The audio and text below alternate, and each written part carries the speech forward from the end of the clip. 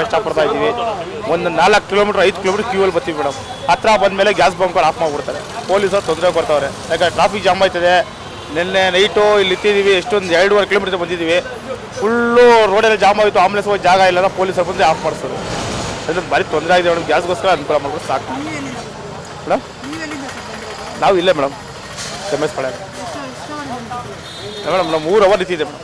3 hour ನಿಂತು ಏನಿಲ್ಲ 10 ಗಾಡಿ ಇದು ಗ್ಯಾಸ್ ಆಫ್ ಮಾಡಿಸ್ಬೋದು. ಗ್ಯಾಸ್ ಇಲ್ಲ ಆಫ್ ಆದರೆ ಏನಿಲ್ಲ ಮೇಡಮ್. ಯಾರ್ಯಾರ ಫ್ರೆಂಡ್ಗಳು ಕರ್ಕೊಳ್ಳೋದು, ಟೋ ಮಾಡ್ಬಿಟ್ಟು ಎಲ್ಲಿದೆ ಬಂಕಾದ ಗ್ರೂಪ್ ಮಾಡ್ಕೊಂಡು ಹುಡುಕೋದು.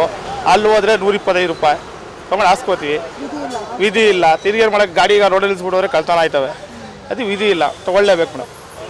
ತೊಗೊಂಡು ಭಾರಿ ಜೀವನ ಕಷ್ಟ ಆಗ್ಬಿಟ್ಟಿದೆ ಮೇಡಮ್.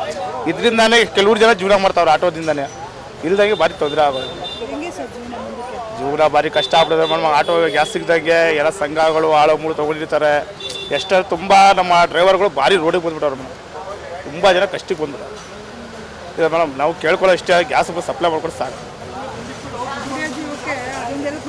ಅದು ಹೆಲ್ಪ್ ಮಾಡ್ಕೊಂಡ್ರೆ ಸಾಕು. ಹೆಂಗೋ ಜೀವನ ಮಾಡ್ಕೊಂಡು ಹೋಗ್ತೀವಿ. ಈಗ ಮಕ್ಕಳು ಸ್ಕೂಲ್ ಓಪನ್ ಆಯ್ತವೆ. ಆಳು ಮೂಳು ಎಲ್ಲ ಆಟೋದವ್ರು ಯಾರು ಸುಖವಾಗಿಲ್ಲ ಮೇಡಮ್. ಎಲ್ಲ ಕಷ್ಟದಲ್ಲೇ ಇರೋದು. ಎಲ್ಲ ಏನೇನೋ ಸಂಘಗಳು ಆಳು ಮೂಳು ತೊಗೊಂಡಿರ್ತಾರೆ. ಅವ್ರು ಕಟ್ಟಾಗೋಸ್ಕರ ಪಾಪ ಹೆಂಗೆ ಕಷ್ಟ ಬರ್ತಾರೆ. ನನ್ನ ಫ್ರೆಂಡ್ಗಳೇ 4 ಜನ ಗಾಡಿ ಹಾಳು ಮಾಡಿದ್ದಾರೆ ಇವತ್ತು. ನಾನು ದುಡಿ ಇಲ್ಲ, ಸಂಘ ಕಟ್ಟಬೇಕು ಅಂತಾರೆ. ಹೋಗಿ ಹಾಳು ಮಾಡ್ಬಿಟ್ಟು ಸಂಘಗಳು ಕಟ್ಟೋದು. ಅದರಿಂದ ಅವ್ನು ಕೇಳ್ಕೋದು ಎಷ್ಟು ಅಂದರೆ ಗ್ಯಾಸ್ ಸಪ್ಲೈ ಮಾಡ್ಕೊಂಡು ಸಾಕು.